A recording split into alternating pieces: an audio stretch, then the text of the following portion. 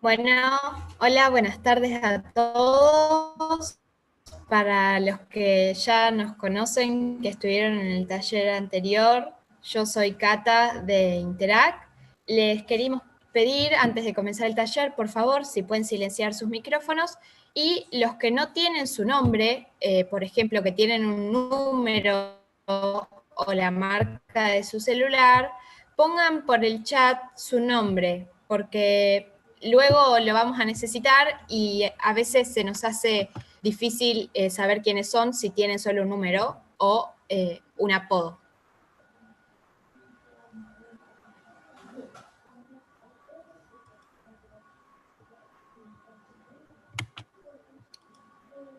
Esperamos hasta el 5 que se está conectando se están conectando más participantes.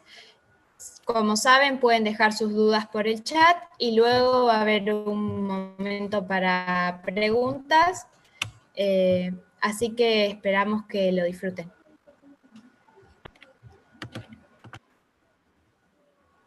Recuerden que si no escuchan, deben activar el audio. Les aparece ahí abajo la opción.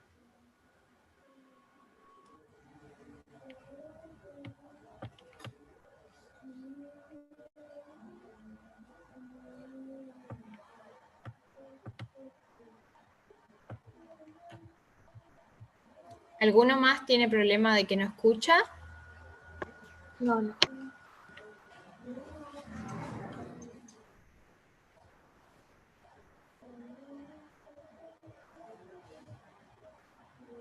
No, me parece que no lo saben poner porque yo escucho re bien.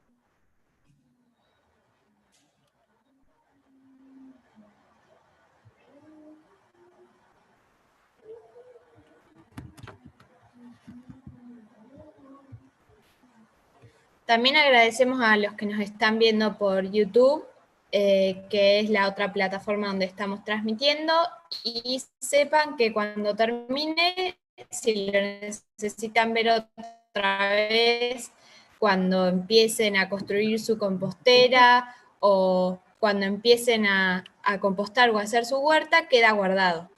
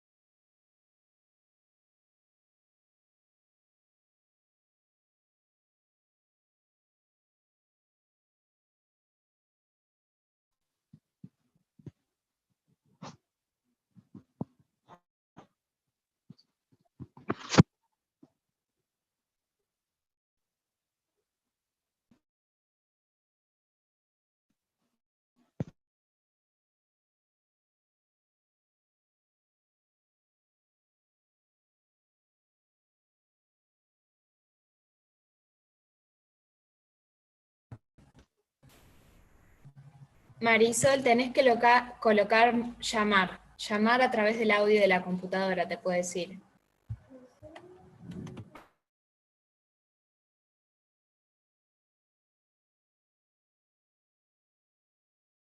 Vas a ver ahora.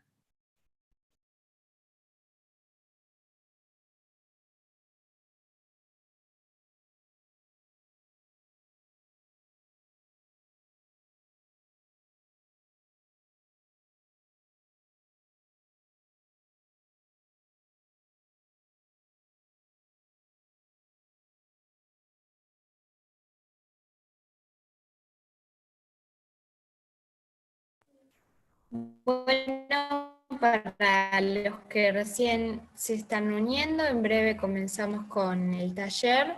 Nuestra primer disertante es Sonia, así que esperamos un minuto más y comenzamos.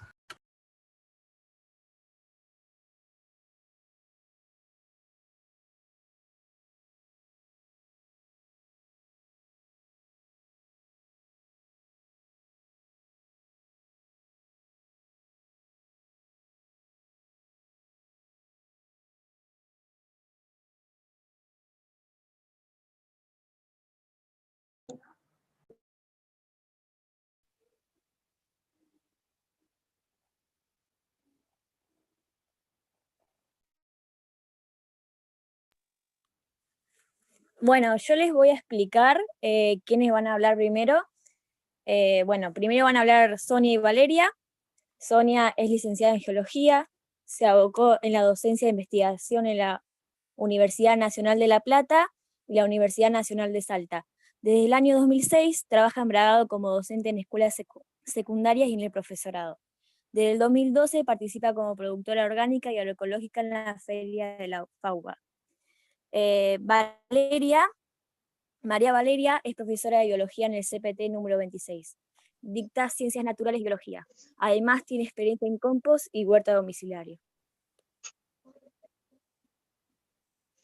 No sé si quieren empezar a hablar.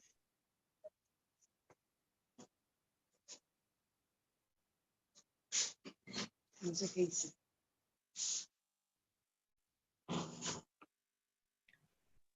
Bueno, hola, ¿qué tal? ¿Cómo están? Vamos a empezar nosotros con el taller de compost. Y enseguida voy a compartir pantalla para empezar a ver el PowerPoint que preparamos.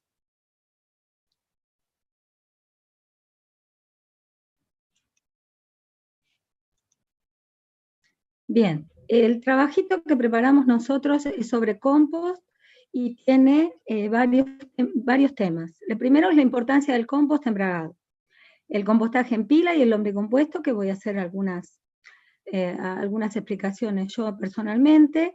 Luego María Valeria, que va a hablar del manejo del compostaje, los posibles problemas y soluciones, el manejo de la compostera casera, y Félix va a enseñarnos a construir una compostera casera que hacen nuestros alumnos en el CEP de La Limpia. Así que, para empezar este taller, como les dije, nos gustaría hacer foco en la importancia ambiental que tiene el compostaje domiciliario en Bragado. Porque ya que, según el Programa de las Naciones Unidas para el Medio Ambiente, uno de los principales problemas del planeta es la generación de residuos, que básicamente aumenta con la economía basada en el consumo. Más consumo, más residuos. Si analizamos la basura que generamos, básicamente en la ciudad de Buenos Aires es 1,5 kilos de residuos diarios por persona. Acá se estima un poco menos de ese 1,5 kilos. Se habla de no llegando al kilo.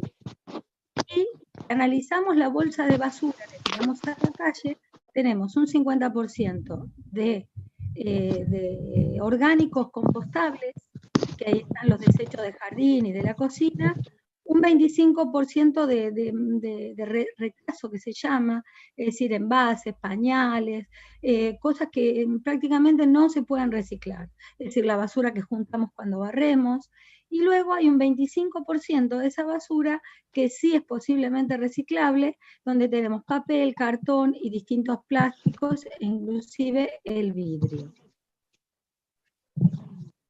Pero vamos a centrarnos un poquitito en Bragado, ¿no? ¿Qué pasa con nuestra basura, con la basura en nuestra ciudad? Y la municipalidad se encarga de la recolección de la basura, de las ramas de poda, de escombros, también de la basura domiciliaria. Luego de la recolección, la basura es trasladada al basural, que es el único lugar habilitado para la deposición final. Se trata de un basural a cielo abierto, que ocupa entre 6 y 8 hectáreas. Está ubicado en una zona deprimida, en un bajo, con la napa de agua muy cerca de la superficie, y está en funcionamiento aproximadamente desde hace unos 40 años. Es decir, que hace 40 años que el basural recibe todo tipo de basura. Y las máquinas compactan el material, las máquinas de la municipalidad compactan, pero no obstante se producen frecuentes quemas en el lugar. En el mismo predio se encuentra desde hace unos años ECPRAG, que es la planta de tratamiento de residuos, donde se recupera la basura solo de los grandes contribuyentes, que ya viene previamente separada. En la planta se separa cartón, papeles, metales, vidrio y algunos plásticos. Los plásticos son el plástico P, del soplado, el termocontraíble, el film y el cristal, que son una especie de plástico especial que son recuperables.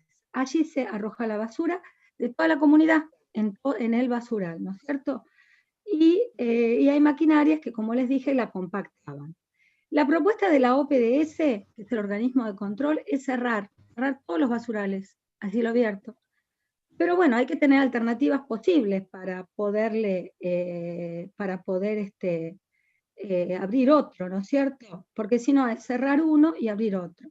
Y la alternativa propuesta es hacer un impermeabilizado, pero por ahora no hay un plan sistemático de saneamiento, solo proyectos muy interesantes, pero proyectos es la realidad.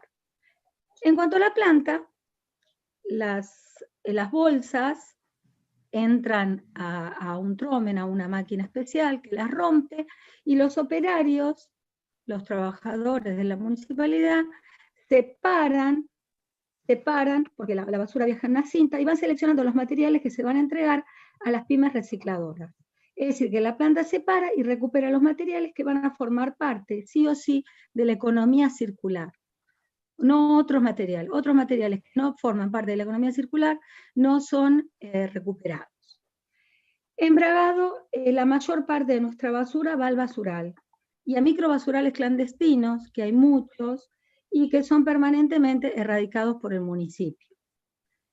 Estos datos que les acabo de comunicar reflejan la realidad de nuestra ciudad con respecto a la basura, y tratan de sensibilizar a todos los contribuyentes, o sea que a todos nosotros, a fin de que tomemos cartas en el asunto. El objetivo no es criticar ni preocupar, no. El objetivo es alertar sobre el problema mundial, básicamente. El problema es mundial de la basura, no solamente en Bragado. Esta es la realidad. Y necesitamos sensibilizarnos y ser conscientes de lo que consumimos.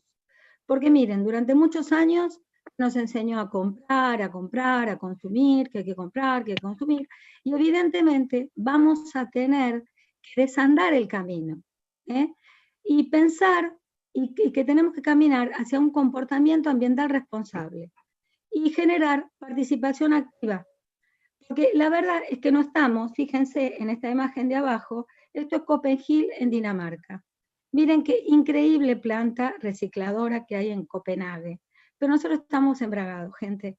Y acá nos tenemos que hacernos responsables, ¿sí?, de lo nuestro. Y sobre todo de nuestras leyes. Porque miren, la ley 13.592 de la provincia de Buenos Aires, sancionada en el año 2010, establece que los municipios realicen acciones que lleven al reciclado los residuos sólidos urbanos y a su disposición final, evitando basurales a cielo abierto. Es decir, y marca la ley dos opciones. La primera, una planta de separación de residuos, que está en funcionamiento. Y la otra, que es muy importante que tengamos en cuenta, es la separación en origen. Es decir, que en el mismo domicilio que las personas que lo generan. ¿Sí? ¿Y la opción cuál es? Es ponernos a separar en origen. O sea, nosotros somos los generadores de basura y nosotros tenemos que separar nuestra basura. ¿Para qué? Para tratar de evitar la gran cantidad que se acumula. Es decir, entonces, volviendo atrás, ¿qué se puede hacer con los residuos orgánicos? Reciclarlos. Vamos a hablar específicamente nosotros de los orgánicos. Y tenemos una posibilidad de reciclarlos porque fundamentalmente cada persona es responsable de los residuos que genera. Entonces, ¿qué hacemos con los residuos orgánicos? Bueno, hacemos compostaje. Tenemos la posibilidad, que es una alternativa eficiente, sencilla, y podemos realizarla en la casa con una compostera, o sin compostera inclusive, con herramientas auxiliares y con el manejo de una técnica que es básicamente sencilla.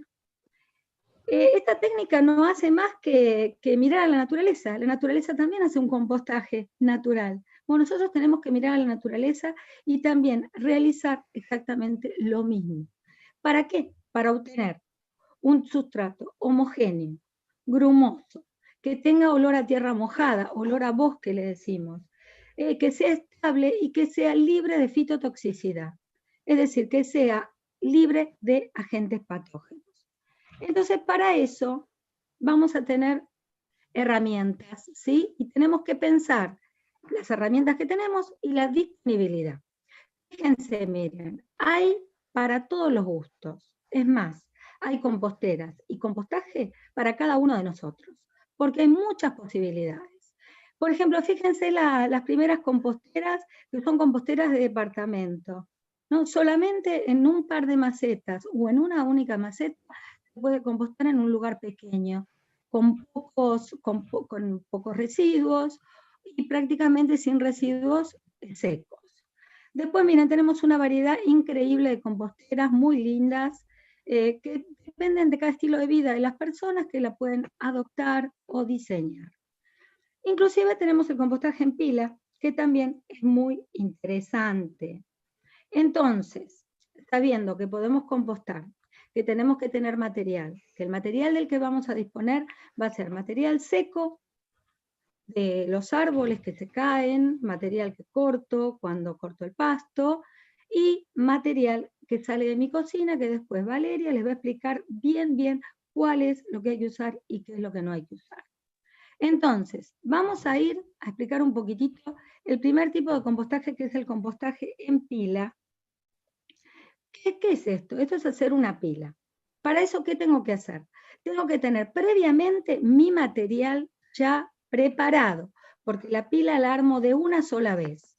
¿Cuándo me conviene armar la pila? Me conviene armarla generalmente en otoño, cuando hay mucho material seco, que porque tengo que juntar las hojas que se cayeron, hay mucho pasto también que se corta. Entonces yo ahí en esos meses previos, o en el mes previo, tengo que acumular material seco y el material que sale de mi cocina, mi material húmedo.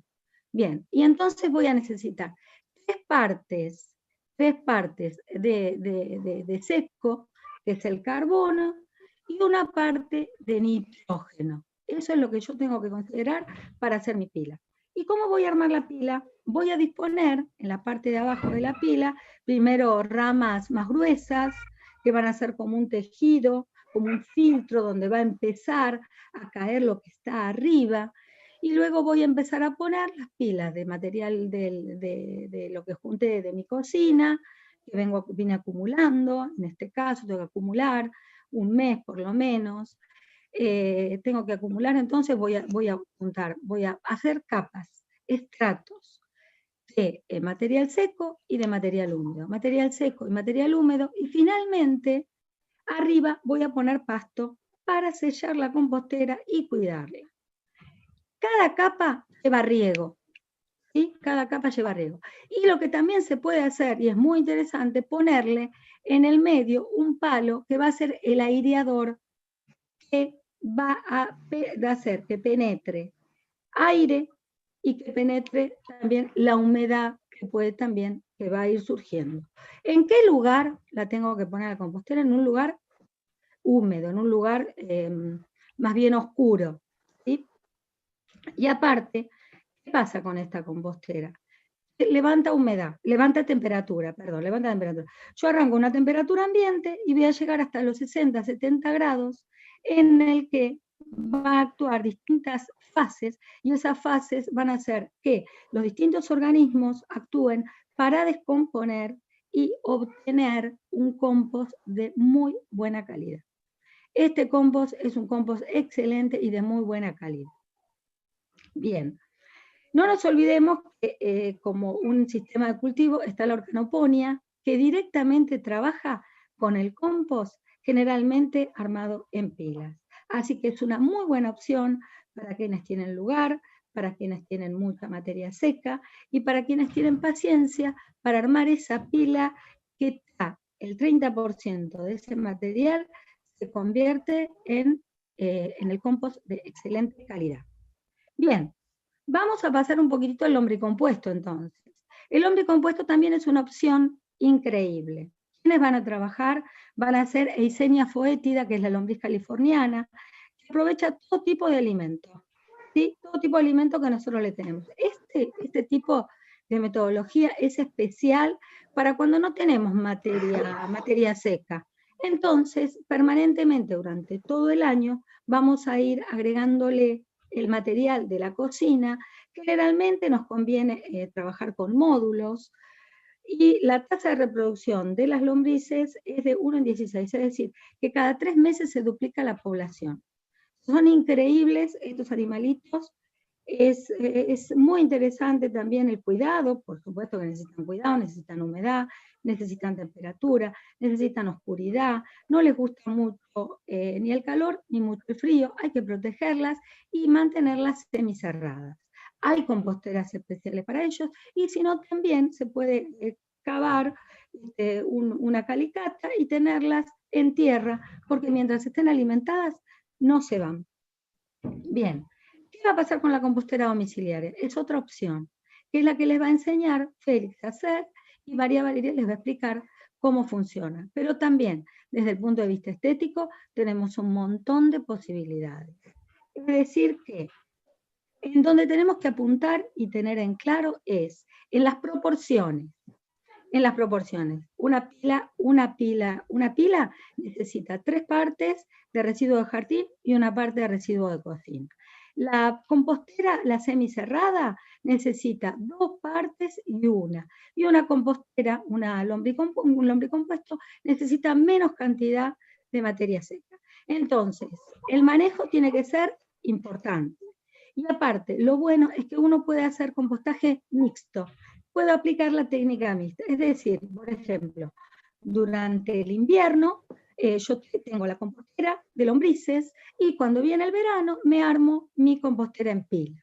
O así puedo ir trabajando con las 2 composteras para que, primero, para tener siempre compost en casa y después para también mis residuos, también aprovecharlos y no tirarlos a la calle, sino que incluirlos dentro del compostaje. Bueno, el beneficio del compost, les voy a decir algunos beneficios, pero Valeria se los va a decir. Sobre todo, que mejora y estabiliza el pH del suelo, si vamos a hacer huerta. Y aparte también, de otra manera también, ¿qué hacemos? Retiramos desde afuera, retiramos nuestra basura que no va para el basural. ¿Qué hacemos con esto? Para terminar, lo importante es ser creativo. Lo importante es que no es difícil hacer compost. Hay que ponerse las pilas. Ahora les voy a mandar, los chicos les van a mandar una bibliografía especial para compost. Y podemos crear, después de esto, que ustedes son seguramente algún valiente hay, un Facebook local, de compostaje local. Compostar embragado, como para que todos compartamos las experiencias. A ver, la idea es que pudimos con tantas cosas, tenemos que poder con una bolsa de basura. Y todos nosotros que ya estamos sabiendo muchas cosas, tenemos que ser promotores ambientales, porque nuestro compromiso es con un ambiente sano para todos. ¿Sí? Y no nos olvidemos, animarse a compostar es, en definitiva, los sueños solo pueden triunfar sobre la realidad si hay que se le puede dar una oportunidad. Démosle una oportunidad a hacer compost. Bueno, gracias.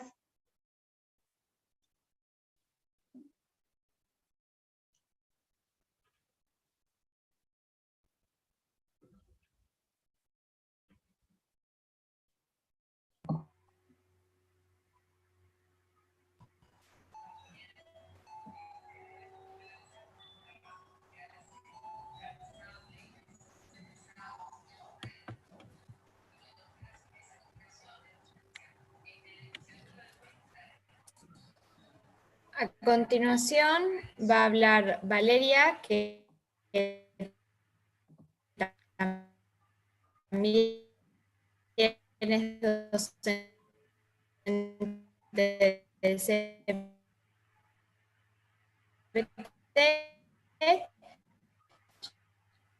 como ya la presentó Delphi, va a presentar pantalla y nos va a hablar específicamente sobre cómo hacer el compost. Hola, ¿qué tal? Buenas tardes. Mi nombre es Valeria, soy docente del CPT La Limpia Bragado.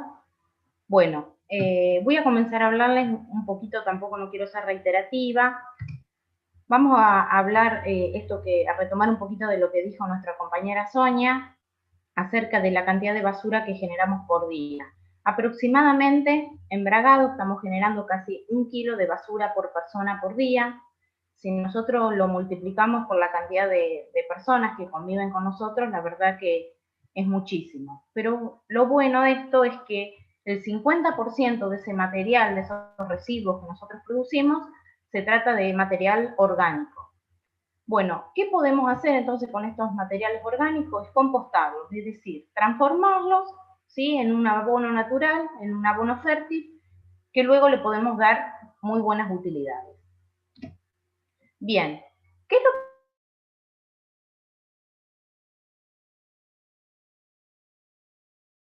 primero? Es tener un cambio de hábito en nuestra cocina, eso es lo fundamental. Parece una tarea fácil, pero es uno de lo que más cuesta.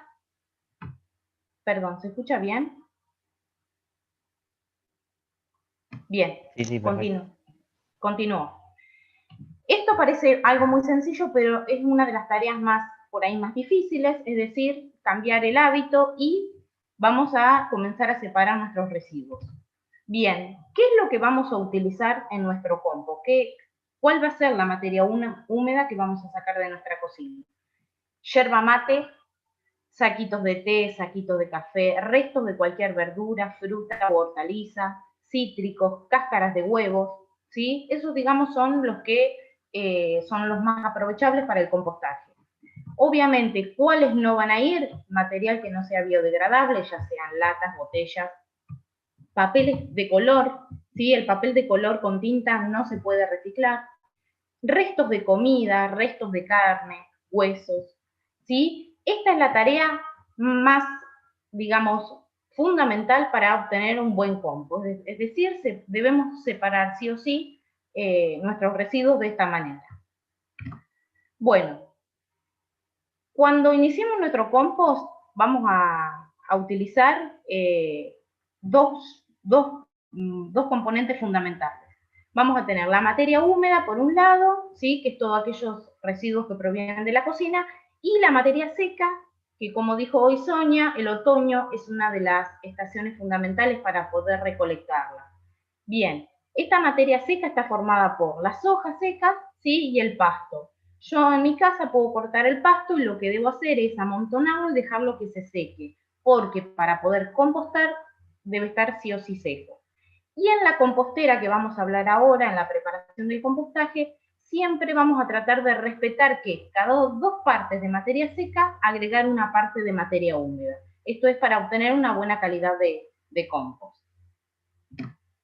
Bueno, ¿quiénes van a hacer este trabajo de compostar, es decir, de convertir toda esta materia orgánica y seca? Van a ser microorganismos.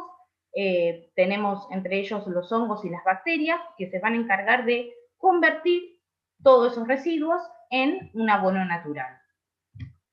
Bueno, ¿dónde la podemos hacer? Acá nosotros le presentamos una idea de una compostera casera que le hicieron nuestros alumnos de la escuela. Más adelante mi compañero les va a contar cómo la podemos hacer de manera sencilla con materiales que tenemos en casa. Bueno, ¿dónde la tenemos que ubicar? Se ubica siempre sobre el suelo, no la puedo ubicar sobre cemento, ¿sí?, o sea que va en un lugar en el patio. Me va a ocupar aproximadamente un metro cuadrado de tierra y la debo ubicar en un lugar semisoleado, es decir, que en parte del día de sol y en parte del día también de sombra, fundamentalmente en el verano, por las altas temperaturas. Bueno, ahora sí, vamos a arrancar a iniciar el compost. A ver, tenemos por un lado los residuos que yo separé de mi cocina, por otro lado el material seco que recolecté y tengo el lugar donde voy a compostar en la compostera casera. Bueno, ¿cómo vamos a comenzar? Siempre se inicia colocando capas de material seco, aproximadamente de 5 centímetros, puede ser un poquito más o un poquito menos, y así vamos a ir alternando. Una capa de material seco, una capa de material húmedo, seco, húmedo, así hasta completar. No siempre se va a llenar nuestra compostera, porque si nosotros juntamos los residuos, a lo mejor podemos juntar medio kilo por día, o 1 kilo, depende del consumo también que yo tenga en nuestra casa, y lo que ustedes van a ir viendo que a medida que van pasando las semanas, ese volumen va a ir disminuyendo, lo que va a hacer que ustedes puedan seguir agregando. Pero lo fundamental es comenzar con una capa seca, ir alternando con una húmeda y terminar con una capa seca. Y tratar de respetar la proporción de 2 partes de materia seca y una parte de materia húmeda. Bueno, ¿cuáles son los factores que van a ayudar a que nuestro compost se desarrolle? Bueno, va a estar dado por la humedad, que tiene que ser de un 40 a un 60% en el interior de la compostera, y esto se da si yo mantuve la relación 2-1, es decir, 2 partes de materia seca y una parte de materia húmeda. Después también otro factor va a ser la aireación, ¿sí? Que en realidad la aireación está provista por los agujeritos que contiene nuestra compostera y también por el material seco que yo fui agregando, porque obviamente el material seco no se va a pelmazar tal vez tanto como el material húmedo, ¿sí? Y va a proporcionar aireación. Y el tamaño de las partículas, ¿qué es esto? El tamaño de las partículas es lo que proviene de nuestra cocina, es decir, cuanto más chicas sean esas partículas que yo voy a poner a compostar, esas verduras, esos restos de verduras, más fácil va a ser el proceso de descomposición, de degradación. A ver, esto no es necesario tener que triturar o cortar nuestros residuos que salen de la cocina, pero sí ayuda a que el proceso ocurra mucho más rápido. Bueno, una vez que nosotros armamos nuestros compost, si realmente alternamos materia seca con materia húmeda, no deberíamos tener problemas, pero hay veces que suelen suceder algunos problemas y los podemos dividir en 3. El primer problema puede ser sentir un olor fuerte, tipo amoníaco, o olor a putrefacción, olor a podrido, y eso eso significa que mi compost tiene mucha cantidad de materia húmeda. Entonces, ¿cuál sería la solución? Agregar un poco más de materia seca, mezclarlo y removerla. Otro problema puede ser que haya presencia de hormigas. Bueno, esto es a la inversa. Esto quiere decir que tengo mucha cantidad de materia seca. Entonces, ¿qué es lo que tengo que hacer? Agregar más materia húmeda, mezclar y remover. Si es en el verano, a lo mejor puedo rociar con una manguera en forma de llovizna un poquito mi compost, ¿sí? Pero bueno, lo mejor sería agregar un poquito más de materia húmeda. Y el otro problema puede ser que haya presencia de moscas o de mosquitas, ¿sí? Bueno, eso significa que yo no estuve haciendo una buena separación en mi cocina, es decir, que si aparecen moscas quiere decir que yo estuve agregando carnes o lácteos o comidas elaboradas, o incluso que mi compostera esté destapada. Entonces, ¿qué es lo que debo hacer? Retirar los residuos de la parte superior, cubrirlo con material seco y tapar nuestra compostera.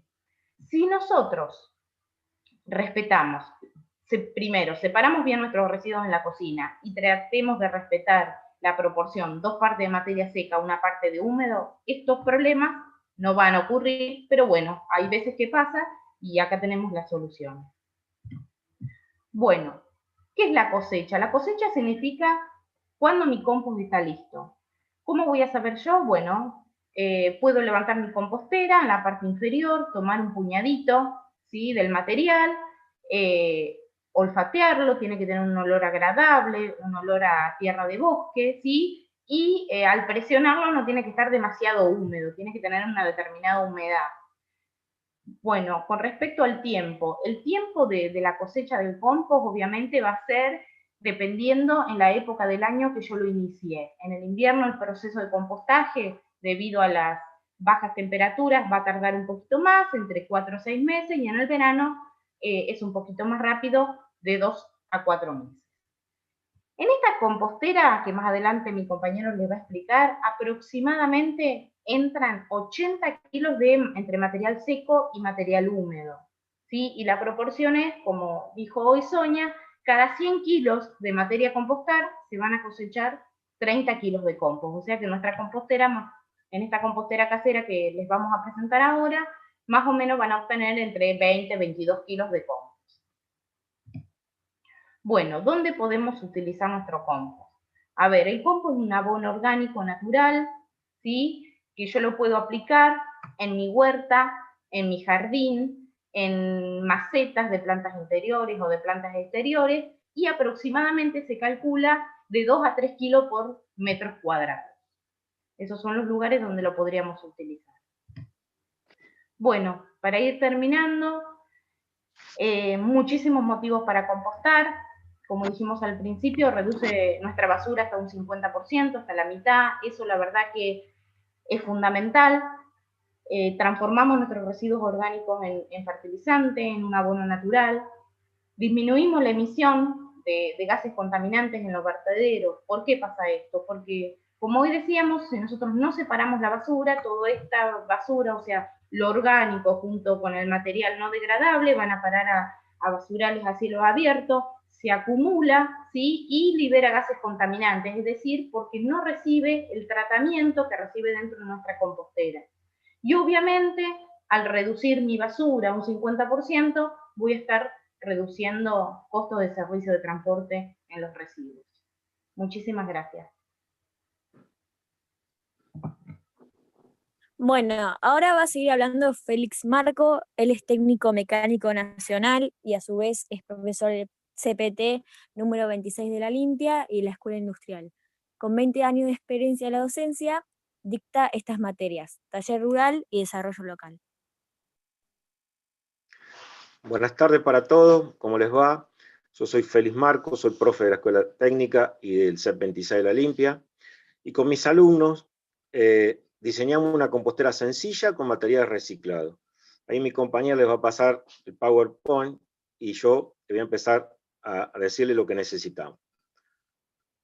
Los materiales que necesitamos y herramientas, los materiales son 2 latas de 20 litros de pintura, vacía por supuesto, limpia en lo posible, a los cuales, a ver, vale, ¿se tildó o lo están viendo? ¿Me escuchan bien? Se escucha perfecto, Sí, pero se no se escucha ve perfecto, pero No la se ve. pantalla. Ahora, un minutito y vale, ya comparte la pantalla, seguramente hay un problema de internet. Ahí. Pero bueno, no se hagan problema que esto va a estar colgado en YouTube, en un link, así que lo La pueden estoy ver. compartiendo. ¿Se ve? No la vemos. Si vale. no, deja de compartir y volvé a arrancar.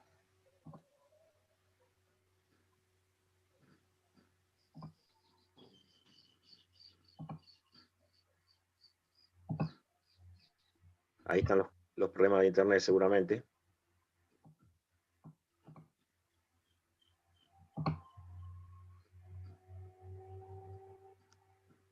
¿Ahí? No aparece, vale.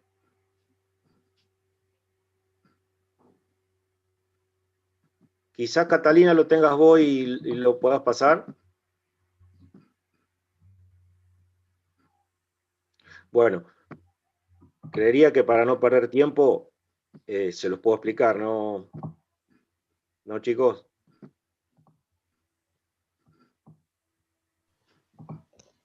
Dale, genial.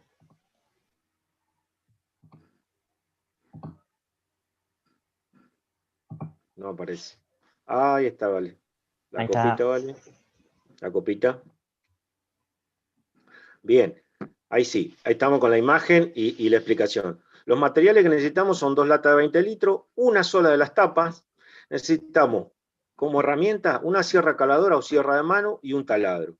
Pero esas herramientas eléctricas se sustituyen perfectamente con un cuchillo caliente. Da un poquito más de trabajo, pero se puede realizar. Y necesitamos precinto, también facilita la cosa, y si no, alambre blando galvanizado. Siguiente. El primer paso es sacarle el fondo a las 2 latas, dejando un borde de 2 centímetros para que apoyen entre sí, fondo con fondo. Luego de este trabajo, hacemos un agujero en cada lata, en cada fondo de la lata, sobre un lateral de 6 milímetros y ponemos el primer precinto o la primera atadura. Luego, en todo el perímetro de la lata, hacemos 5 o 6 ataduras. Con esto ya nos aseguramos de que las latas queden sujetas. Ahora, lo más importante, que hablaba Valeria, los agujeros de aireación. Esos agujeros van a ir repartidos uniformemente en toda la compostera. Son 20 por lata, o sea, 40 agujeros en toda la compostera de aproximadamente 12 o 13 milímetros. Esto, repito, una agujereadora, una un cuchillo caliente anda perfectamente porque no es necesario que sean perfectos los agujeros. Luego de esto viene lo que llamamos la puerta de cosecha de compost. Esta puertita tiene aproximadamente 15 centímetros de largo por 7 centímetros de ancho, dejándole un borde en una de las bocas de la lata para no debilitar a la lata. Con esto ya tenemos la compostera construida. Algo importante, la tapa, siempre tiene que estar tapada.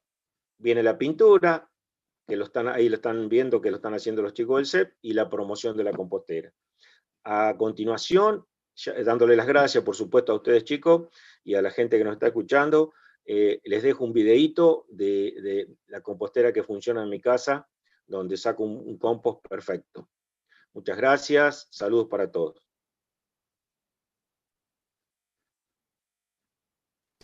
Bueno, ahorita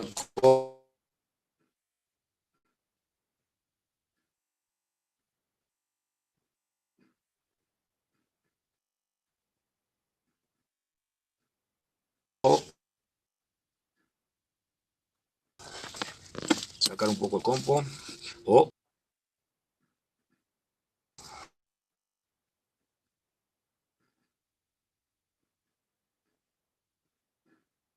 Fácil, sacamos. ¿Hasta dónde sacamos? Ah, un carozo. Un carozo. Bueno, creo que hasta ahí sacamos, porque ya están las hojas todavía sin, acá ya salieron hojas sin desarmarse, ¿eh? Pero bueno, hasta ahí sacamos bastante. Adiós.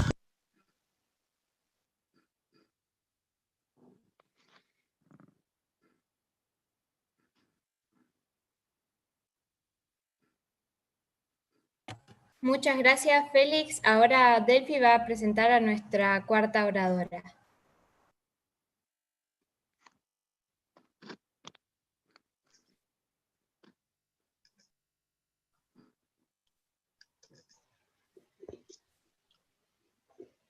Creo que a Delphi se le cortó el wifi, pero no pasa nada, voy a presentar yo a Laura, que es la próxima oradora. Laura es ingeniera agrónoma y trabaja en el INTA, Bragado y en Carlos Casares. Desde el año 2008 atiende el programa Pro Huerta. Brinda capacitaciones con la finalidad de fomentar la realización de huertas escolares, familiares, institucionales y comunitarias. Así que le doy la palabra a Laura. Bueno, buenas tardes para todos, gracias por acompañarnos. Mi nombre es Laura Arispe, como recién me presentaron, y yo les voy a hablar sobre el manejo de la huerta agroecológica, algo muy breve, y básicamente sobre las herramientas que se necesitan para la preparación del suelo y cómo preparar el suelo para la huerta, dependiendo si el espacio del que disponen es grande o tienen poco espacio o espacios reducidos. En primer lugar, quiero compartir con ustedes algunas preguntas que yo me hago, y si ustedes tienen algunas diferentes, me gustaría que las compartan por el chat para que después los chicos me lo comenten. El primer motivo que a mí se me ocurre por qué hacer una huerta en casa es porque permite conocer el origen de nuestros alimentos. Sabemos qué es lo que vamos a producir y qué es lo que vamos a consumir. Ese destino de la producción puede ser para autoconsumo, para intercambio o para venta, puede ser para nuestra familia, para compartir con amigos, vecinos, para motivar a otros o para vender. Permite economizar dinero, posibilita elegir qué, cuánto y cuándo consumir. Muchas veces nos pasa que hay una determinada verdura que nos gusta, pero en los comercios locales no está disponible, o lo traen de vez en cuando. En cambio, si yo lo cultivo, es mi decisión cuándo, cuánto y en qué momento comerlo. Y uno de los motivos que a mí más me gusta es que contribuimos al conocimiento de nuestros hijos. Si desde chiquitos ellos ven y tienen la posibilidad de atender una huerta o de ayudar con el riego o de ir a cosechar, lo que esté dentro de sus posibilidades, poco a poco los va motivando. No es lo mismo sentarlos a la mesa y darles el plato de verdura y decirles tenés que comer esta verdura, que si ellos van interviniendo en todo este proceso. Es como que de a poco lo toman y lo empiezan a consumir. Esas fotos son de mis dos hijos, que ahora ya tienen 9 y 19 años, pero bueno, siempre intenté desde chiquitos ofrecerles esa posibilidad. ¿Qué necesitamos para hacer la huerta? Bueno, en el encuentro pasado se estuvo hablando, así que rápidamente voy a hacer un repasito, que es más de 5 horas de sol, agua de buena calidad, de lluvia o el agua que se utiliza en la casa, herramientas, un cerco perimetral, semillas y o plantines, y básicamente el suelo, ¿sí? El suelo, ¿por qué lo consideramos un elemento básico? Porque permite el buen crecimiento y el desarrollo de las plantas. Y es tan importante el desarrollo aéreo como el desarrollo radicular. Y ese buen desarrollo radicular va a depender de la calidad, del tipo y de la preparación que nosotros hagamos de ese suelo. Es muy común que las personas hagan una consulta porque la planta manifiesta síntomas de enfermedades, pero nunca se preguntan cómo es el suelo en donde está esa planta. Si yo tengo un suelo de buena calidad, también voy a tener una planta que va a tener más resistencia a plagas y enfermedades, y también me va a ofrecer una buena calidad como alimento, ¿sí? Si el suelo es pobre y de mala calidad, las plantas seguramente van a reflejar esa condición del suelo.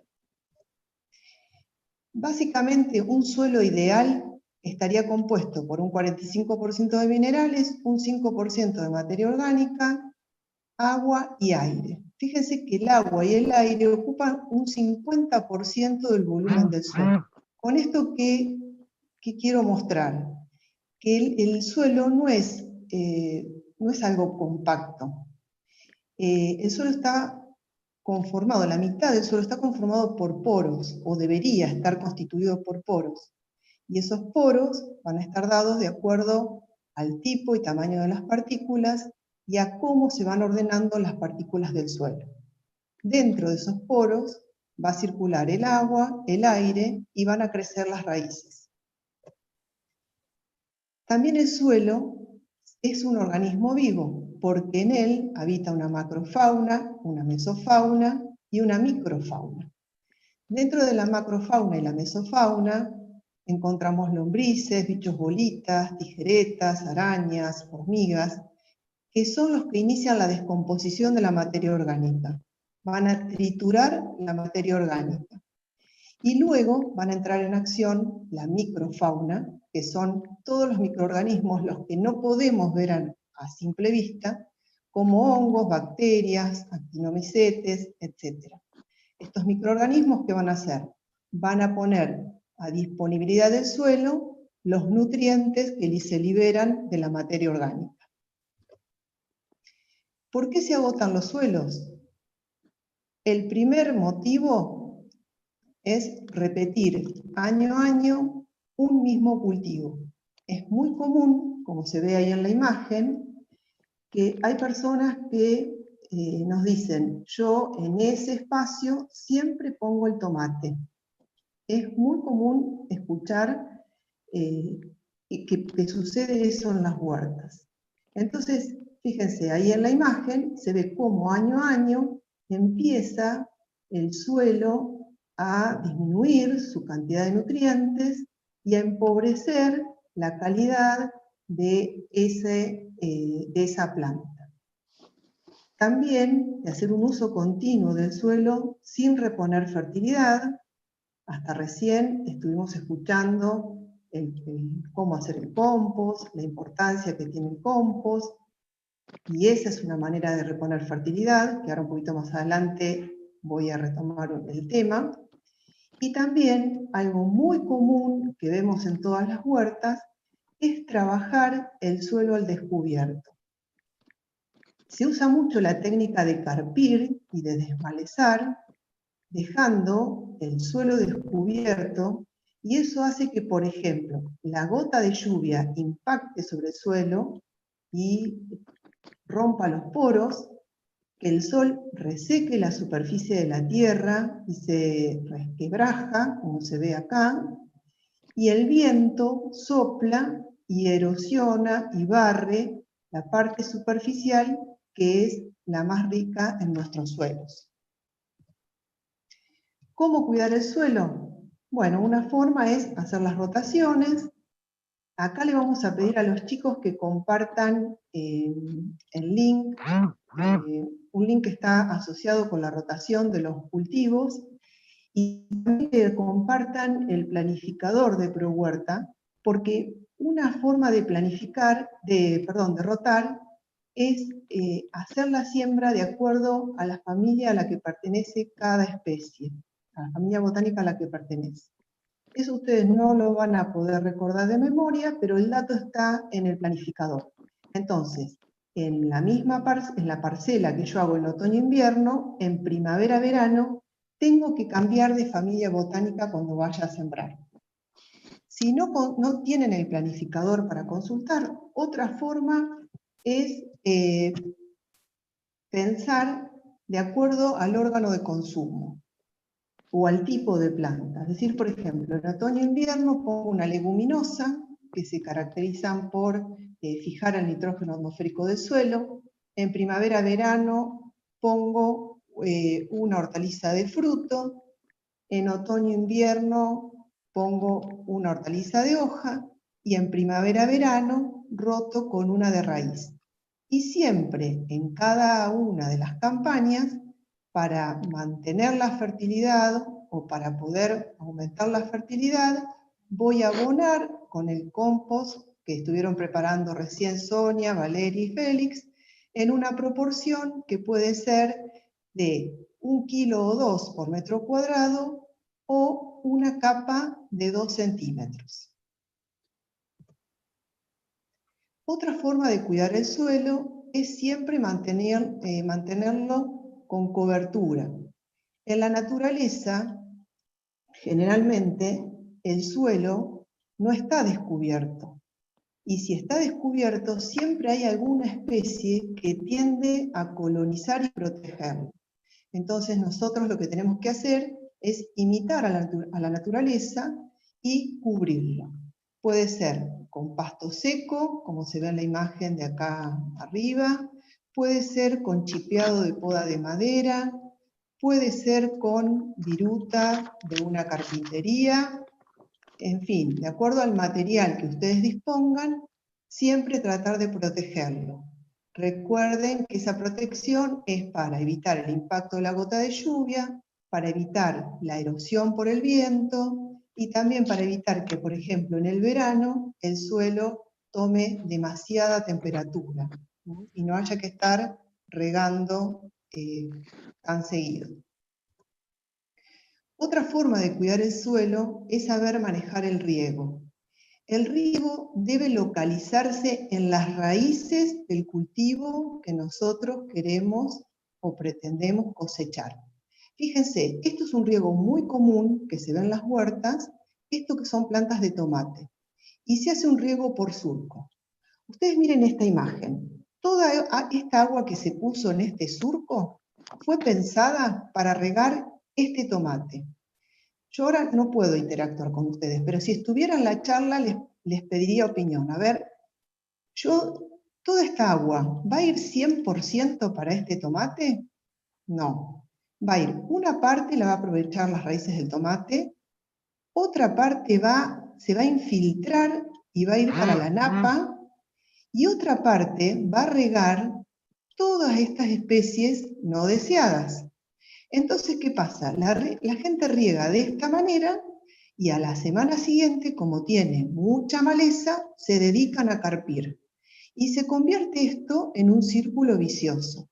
Yo tengo que intentar localizar el riego acá. para que vaya a las raíces de estas plantas que son las que yo tengo interés en cosechar. Y este suelo lo debo proteger, lo debo cubrir. Acá se ve en esta foto el suelo cubierto y haciendo lo posible por localizar el riego, con una manguera o, lo ideal, con un riego por goteo. En cuanto a las herramientas, dentro de las herramientas básicamente son estas las que yo considero fundamentales. En principio la pala, una pala de punta que se va a usar principalmente para aquellos suelos que nunca han sido trabajados o que hace mucho tiempo que no se laborean. Se va a utilizar para delimitar el cantero, para remover el pan de tierra y para limpiar de raíces. Otro elemento fundamental es el rastrillo, que tiene que ser lo suficientemente fuerte, ancho y resistente. Lo voy a utilizar para refinar el suelo. Necesito que no queden terrones de tierra grandes que pueden impedir el crecimiento de la planta. Y también lo voy a utilizar para darle forma al cantero y para nivelarlo. Y otra herramienta súper importante es la laya, que por ahí no es muy conocida o no se consigue tan fácilmente en los comercios locales, que se llama laya, que está constituida por 3 a 4 dientes equidistantes, resistentes, unidos a un mango por una empuñadura, y que tiene la particularidad que permite remover el suelo y descalzar las raíces sin invertir el pan de tierra. Por eso se utiliza mucho en las huertas orgánicas y agroecológicas. Como sabemos que es una herramienta no tan sencilla de conseguir, les vamos a pedir a los chicos que les compartan el link de la cartilla del manual de ProHuerta de fabricación casera de herramientas, en donde ustedes van a encontrar la ficha técnica con los materiales que se necesita y con las indicaciones para la construcción. Algunas escuelas de educación técnica, esta laya, por ejemplo, fue hecha por la Escuela de Educación Técnica del partido de 25 de mayo. Entonces, hay posibilidades de mandarla a hacer en alguna escuela, con algún herrero, o bueno, en algún comercio ya se puede empezar a conseguir. Pero es una herramienta que vale la pena tener y que se las recomendamos. Estas son las herramientas con las que habitualmente nos encontramos cuando hacemos las capacitaciones o los encuentros. Siempre les pedimos a los participantes que lleven sus herramientas. Fíjense cómo son las palas. En general son palas de cabo largo, pesadas, gastadas y de muy poco filo. Entonces, ¿cuál es el comentario después? Yo la huerta me duele todo después que trabajo con la pala. Porque, ¿qué pasa? No se usa la herramienta adecuada.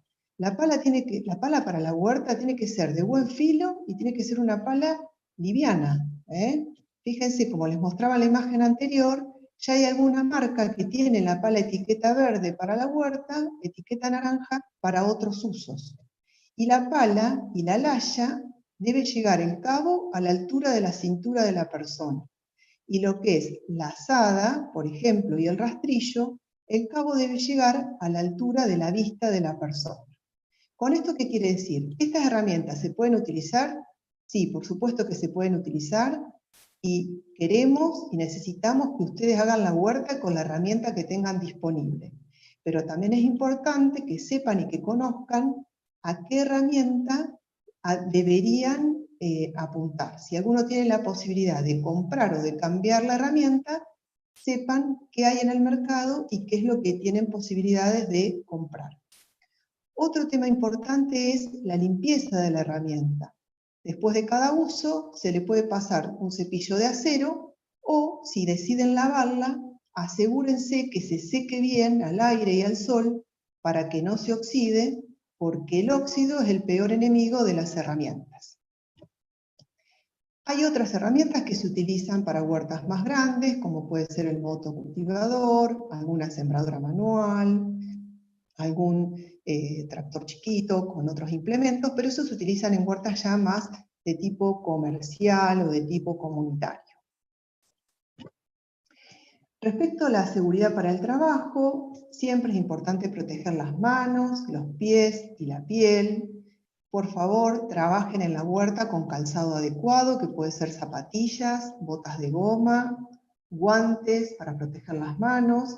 Es muy habitual encontrar restos de vidrio, alambrecitos, cuando uno trabaja con la tierra. Entonces, con los guantes tenemos una primera protección.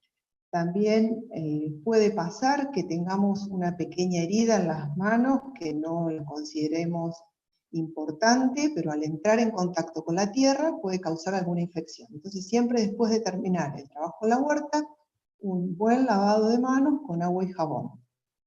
También tener en cuenta, sobre todo ahora para la primavera-verano, seguramente vamos a estar trabajando en horarios en donde el índice de radiación ultravioleta es muy alto, proteger con la piel, con sombrero, gorra, protector solar, y tener en cuenta este insecto que hace un tiempo transmite el dengue, entonces usar repelente, sobre todo si estamos con los chicos, ¿no? Trabajando. Con respecto al diseño de la huerta, si tenemos espacios grandes, este es un tipo de huerta donde se trabaja sobre nivel del suelo, se hace un surco y sobre ese surco se siembra, en este caso, fíjense, la siembra sobre el surco, y acá han empezado a usar cobertura, tiene parte descubierto, parte con cobertura del suelo. Otra metodología es elevar el cantero, que ahora un poquito más adelante les voy a explicar la técnica de cómo se prepara este camellón o cantero elevado. Y si no, para quienes no tienen grandes espacios o tienen espacios reducidos, hay un montón de variantes. Puede ser un cantero que se construye con tambores cortados, elevados. Esto sobre todo para personas que puedan llegar a tener algún impedimento para agacharse, personas adultas. Este tipo de huerta les resulta bastante cómoda.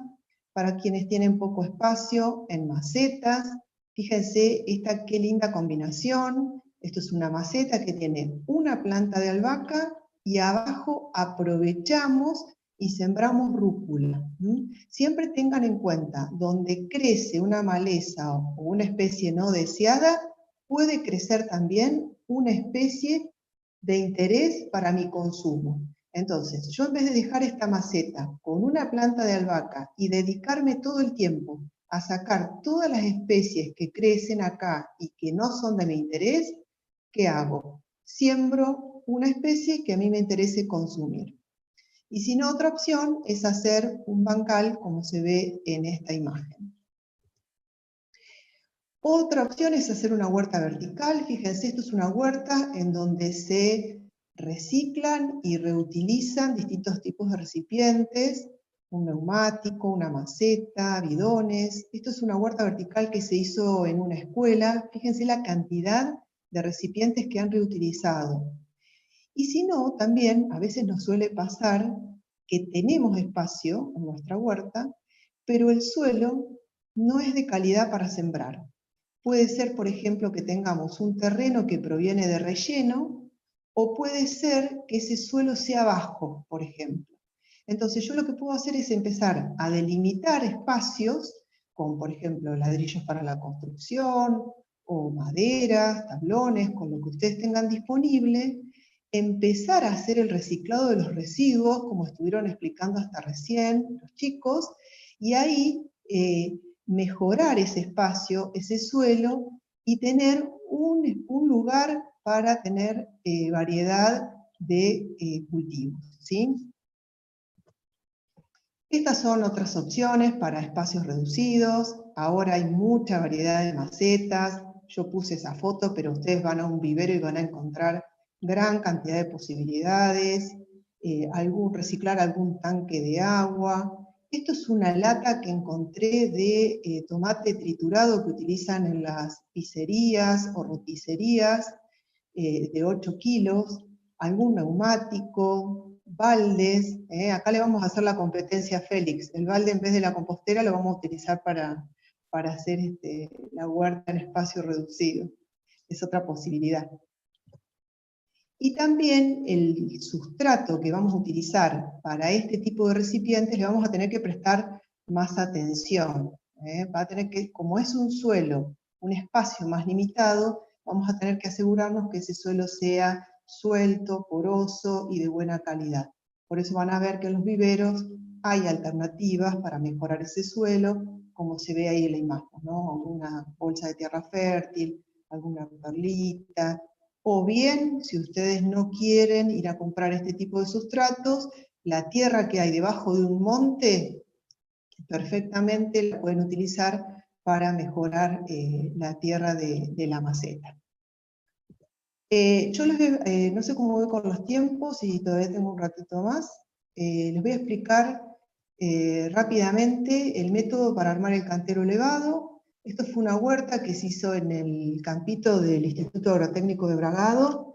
Quiero que presten un poquito de atención en esta esquina, que se ve el pasto seco. Lo que hicimos con los chicos fue, ese plástico blanco que se ve ahí, lo colocamos en este sector y le pusimos ladrillos para que no se volara. A los 2-3 meses lo retiramos y fíjense cómo quedó el pasto. Fácil de limpiar, fácil de hacer un mantenimiento, sobre todo en los espacios grandes, en donde siempre el comentario de la gente es mucho a la gramilla, mucho el pasto, no doy abasto a limpiar. Esto es una técnica sencilla y amigable con el ambiente para utilizar. En esta huerta lo que se hizo fue, los chicos con la docente de matemáticas habían dibujado el plano, y después lo que se hizo fue ese plano llevarlo a la realidad. Se marcó con estaca e hilo los canteros, los futuros camellones y los caminos. Después se empezó a trabajar para hacer el cantero elevado. El ancho máximo que debe tener no debe superar el metro, metro 20, con la idea de, si la persona se para de este lado, con el brazo llegar al centro del cantero, y el que se para de este lado, con su brazo llegar al centro del cantero. Como yo quiero elevarlo, voy a tener que trabajar un ancho superior. Supongamos que yo quiero que finalmente quede de 1 metro de ancho, voy a trabajar un ancho total de 1,40 m. Y voy a empezar a trabajar. Marco el 1,40 m y se empieza a trabajar. Se abre una primera zanja con la pala, esa tierra se vuelca para adelante, queda una zanja, entonces después me voy colocando atrás, voy sacando otra zanja y colocándola adelante, y se van trabajando los panes de tierra para desmalezar, para sacarle las raíces y para limpiar. Y se va acompañando con el rastrillo el refinado del suelo y el nivelado. Como ven en la imagen 5, yo trabajé un ancho superior. Quiero que quede, o necesito que quede de 1 metro de ancho. Entonces, esos 20 centímetros de más que trabajé de cada costado, con la pala los voy a llevar al centro. Y después lo que voy a hacer es volver a nivelar y a emparejar el cantero. Finalmente va a quedar constituido de esta manera. Entonces, la imagen 7 ya queda listo para hacer siembra directa o para colocar los plantines. Después tengo que regar y colocar la cobertura, proteger el suelo. Ahí los chicos les voy a pedir que les compartan el link que hicimos con la Escuela de Educación Especial 501 de Carlos Casares. Hicimos un video en donde explicamos esta técnica y tiene la traducción del lenguaje de señas. Así que para quienes quieran mirarlo, los invitamos y los chicos les van a compartir el link. Bueno, esto es todo. Muchas gracias por habernos acompañado. Gracias a los chicos de Interact. Impecable su organización y su predisposición. Así que quedo para las preguntas.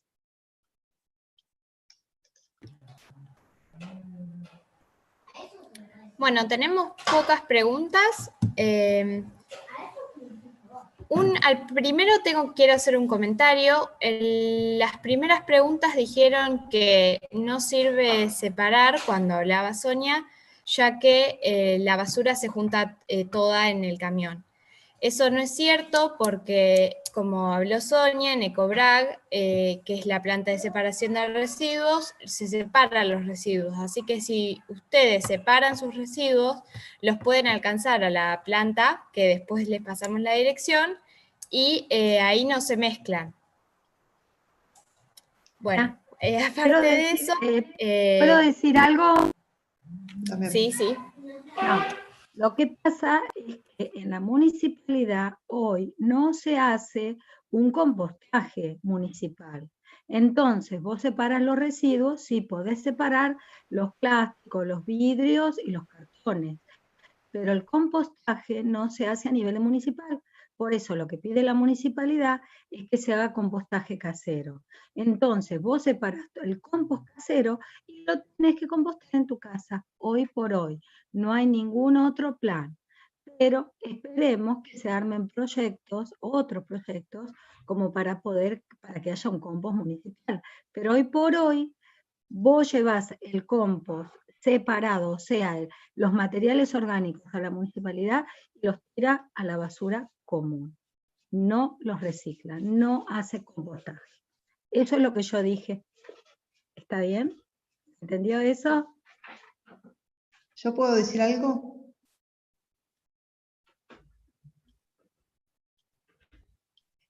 Con respecto al reciclado y a la separación en origen, yo estoy convencida que no debemos desalentar esa posibilidad, independientemente de qué hace después el municipio. Cada uno de nosotros debemos separar en origen, porque también tengamos en cuenta que hay personas que viven de la basura, que van a la basura a buscar cosas para reutilizar. Entonces, si esas personas encuentran la basura separada, no tienen que estar revolviendo, en primer lugar.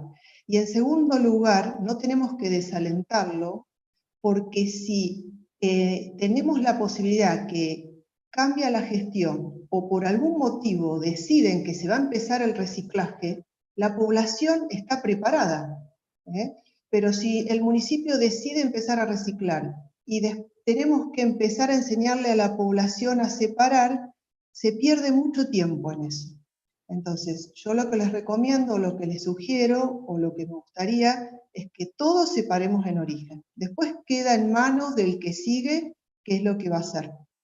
Bien.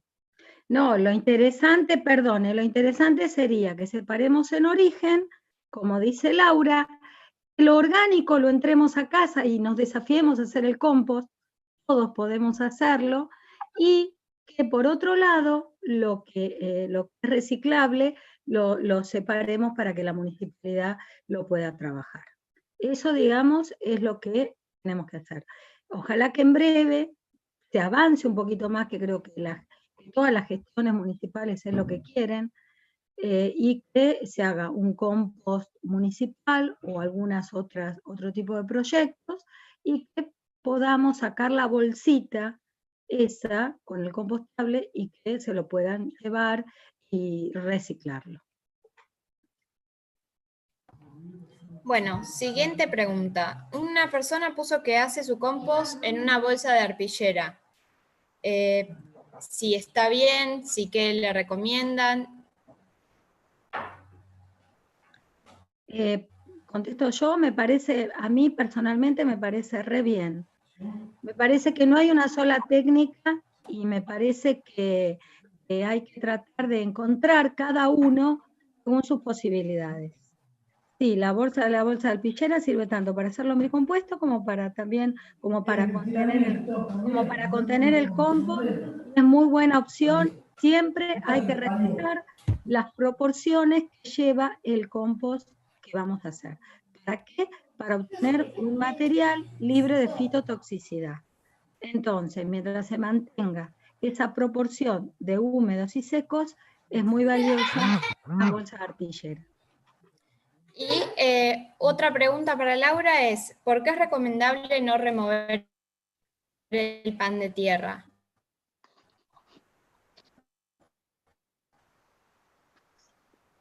¿Por qué recomendamos no dar vuelta al pan de tierra? Porque en la naturaleza la materia orgánica se empieza a descomponer sobre la superficie. Y a medida que descendemos en el perfil del suelo, empieza a disminuir la calidad del suelo. Entonces, cuando yo doy vuelta el pan de tierra, traigo para arriba el suelo de menor calidad y mando para abajo la materia orgánica, que es lo que voy a necesitar para el crecimiento y el desarrollo de las raíces de las verduras, que en principio es superficial, ¿sí? Tenemos que tratar de respetar cómo es el suelo originalmente. La primera vez, si es un terreno que no se ha trabajado, que hace muchos años que no se trabaja, sí o sí voy a tener que ingresar con la pala y tengo que tratar de mantener ese pan de tierra sin invertirlo. Es bastante difícil.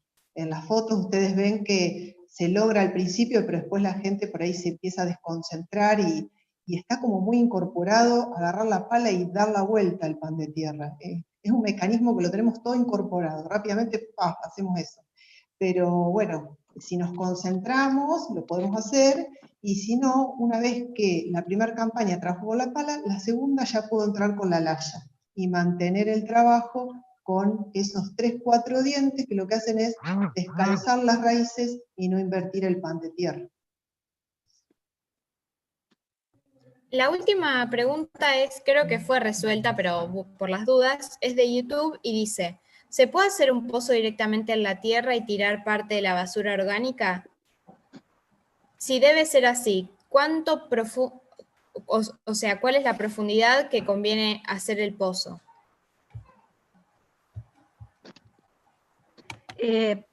No conviene tirarla directamente. Siempre hay que respetar esas proporciones. Tiro materia orgánica, pero en la base le tengo que poner materia seca. Materia seca y materia orgánica en proporción son los que activan el proceso biológico de descomposición. Y aparte, conviene también las composteras que están afuera, mantenerlas cerradas también, o semicerradas, siempre con una parte de oxígeno, de aire. ¿Por qué? Cerradas porque también por las ratas, alimañas, roedores, siempre están presentes, así que ese es un cuidado fundamental que hay que tener. Y después por la presencia también de oxígeno, que también activa, es un activador del proceso de compostaje. Bueno, para terminar, otra pregunta dice, la última, ¿qué opciones o alternativas me recomiendan para mantener la proporción de secos y de húmedos si no tengo mucho desecho seco de jardín? Empecé a secar la yerba al sol antes de ponerla en el compost. ¿Eso serviría?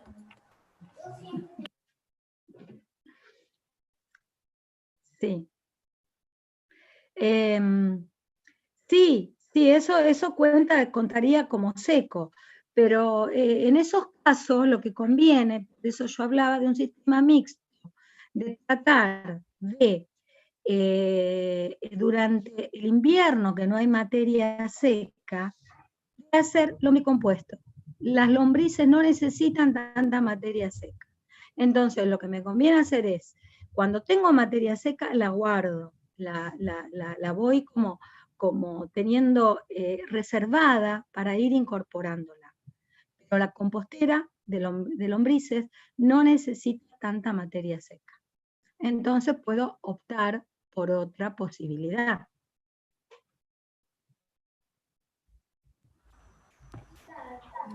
Bueno, Laura quería decir algo y ahora pasamos al sorteo después de ella. Quería hacer una... Acompañar lo que dijo Sonia, tenemos que habituarnos también, por ejemplo, en el otoño, que hay tanta cantidad de hoja seca, los que tenemos el árbol en la vereda, esas hojas las tenemos que juntar en bolsas, las vamos aplastando, las vamos pisando y las vamos guardando, reserva de materia seca, ¿sí? Entonces después van a ver que durante el invierno van a tener para ir alternando el seco con el húmedo. Y después en primavera-verano a veces nos quedamos sin residuo seco, pero lo que podemos hacer es, cuando cortamos el pasto, lo dejamos orear y lo utilizamos. Y si no, salgan a dar una vuelta ahí en Bragado, vayan a la pista de ciclismo, cuando cortan el pasto se traen el pasto seco, cuando cortan las cunetas se traen el pasto seco.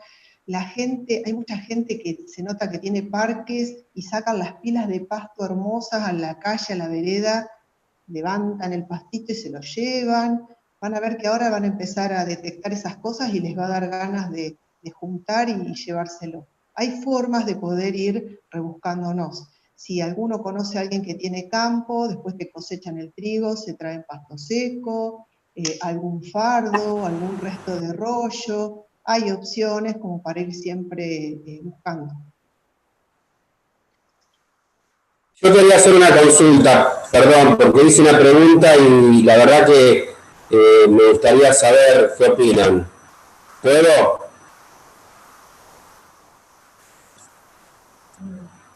¿Hola? Sí, sí. Buenas tardes. Bueno, yo empecé con mi experiencia de huerta y ensayo y error. Armé 3 bancales biointensivos, por lo que vi en algunos tutoriales. Pero en uno de los bancales, antes de los 30 centímetros, saqué 30 centímetros y puse restos orgánicos, como, bueno, yuyo, restos verdes, restos orgánicos de cocina, etcétera, etcétera. Fui haciendo diferentes capas y después le tiré la tierra arriba. Yo quiero saber si eso sirve como compost o como componente, como nutriente para la siembra.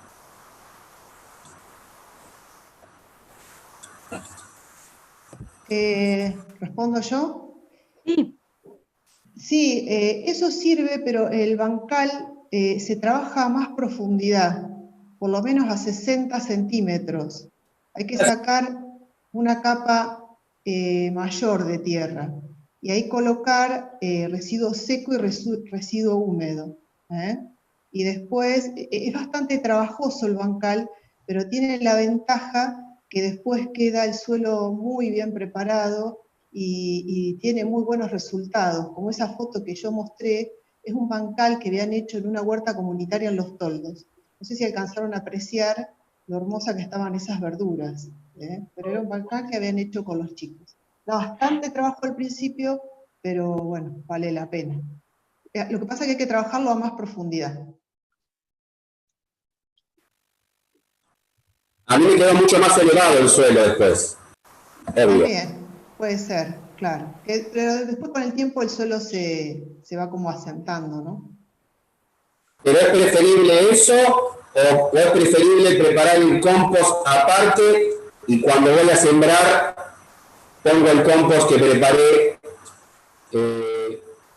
¿Qué recomendás? Sí, eso sería, sí. No, yo quería decir que la organoponía es ese sistema de cultivo en el que se usa directamente el compost. El compost previamente estabilizado. Directamente se usa y es, buscalo, o sea, está bueno que te interesa googlearlo y vas a ver que se usa en muchos países, en muchos lugares. La organoponía es realmente una forma de cultivo extraordinaria y se hace sobre la base de compost. No se usa mucho acá, ¿no es cierto, Laura? Muchas gracias.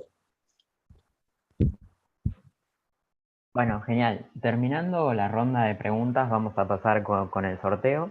Al igual que en el taller pasado, vamos a sortear en el primer puesto una compostera, y en el segundo puesto también, ya que recibimos más donaciones, y en el tercer y cuarto puesto, semillas. En primer lugar, queremos agradecer a Daniela Monzón, al CPT número 26 de La Limpia y a la Secretaría de Niñez y Adolescencia por las donaciones de los premios. El único requisito para ganar el premio es estar presente en el taller tanto por Zoom o por YouTube, así que nos vamos a ir contactando con los ganadores para corroborar esto, y en el caso de que no sean de Bragado, el precio del envío, en caso de que lo deseen, corre por cuenta del ganador. Ahora voy a compartir pantalla para sortearlo.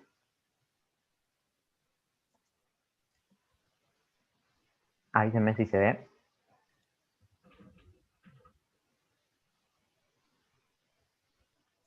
¿Se ve la pantalla?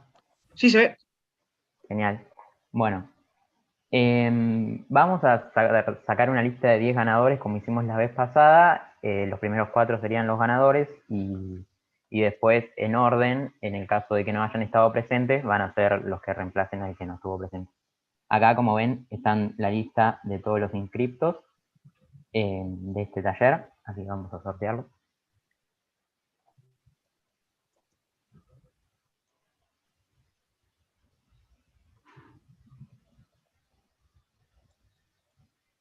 Este es un número de teléfono, pero igual sabemos quién es, tenemos la lista. Así que estos 4 serían los ganadores, y en el caso de que no hayan estado presentes, en orden, acá sale la lista completa. Esta semana nosotros vamos a repartir, decidimos repartir junto tanto lo de este taller como lo del anterior para salir la menos cantidad de veces posible de nuestras casas. Así que esta semana ya nos contactamos con los ganadores anteriores, y bueno, ahora nos vamos a contactar con los ganadores de taller, y en la semana vamos a repartir los premios. Bueno, antes de pasarle... Les quería preguntar si van a pasar un video que hicimos sobre el compost con los alumnos del CEP, que está el lunes, hay un congreso de medio ambiente virtual, y está participando de ese congreso. Y lo pueden pasar. Dale, sí. Junto con las presentaciones y con los videos que quedan guardados en YouTube, vamos a pasar todo por el grupo de WhatsApp y por mail a todos los inscriptos, así que les pedimos que no salgan hoy, que entre hoy y mañana vamos a pasar todo el material para también los que no hayan estado presentes. Y nada, les queremos agradecer por la convocatoria, por la participación, tanto a los que participaron del taller anterior como a este. A pesar del clima, que bueno, hay mucha gente en Bragado que no tiene luz, nos sorprendió la cantidad de gente que participó hoy y la vez anterior, tanto por acá y por YouTube. Así que les agradezco a todos y a los oradores principalmente por la voluntad, la buena predisposición. La verdad que un lujo contar con todos ustedes. Y le voy a pasar la palabra a Sabri, que es nuestra coordinadora, que también quiere agradecer. Hola, buenas tardes a todos. Gracias por asistir pese al mal tiempo. Estamos muy felices por la convocatoria que tuvimos. Bueno, para los que solo acudieron a este taller, Interac es un programa de Rotary entre chicos de 12 y 18 años, que hacemos actividades de servicio abiertas a la comunidad y actividades de liderazgo como esta. Este tipo de actividades es organizada absolutamente por los chicos en todo momento. Ellos se pusieron en contacto con los profesionales, ellos organizaron grupos de WhatsApp, practicaron por Zoom, hicieron todo ellos, solamente, como dije la vez pasada, hay que estar presente, acompañar y apoyar este tipo de actividades. También agradezco a los oradores, los del taller pasado, Miguel Fabre y Sergio Naveiro, por supuesto los oradores de hoy, y a Rotary por darnos el espacio, y la municipalidad que nos prestó el Zoom. Así que bueno, para ir terminando, Cata les va a contar un poquito de las últimas actividades que estamos realizando con Interac. Muchas gracias.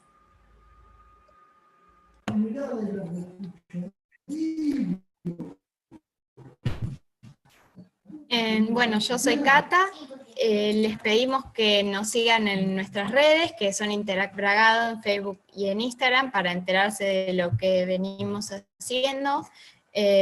Muchos de ustedes colaboraron con nosotros en la compra de ventas de bolsas ecológicas. Pudimos concretar la primera, y compramos 2 colchones para el hogar Miñaki, y pronto lo vamos a hacerlo también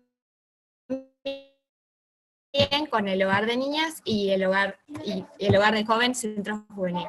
Así que estamos muy agradecidos a toda la gente que siempre colabora con nuestras actividades, y esperamos poder seguir haciendo actividades de este tipo, de medio ambiente y de otras áreas. Así que le agradecemos a todos por participar, les vamos a mandar los certificados, y recuerdo que no salgan del grupo porque que vamos a estar mandando información importante. Muchas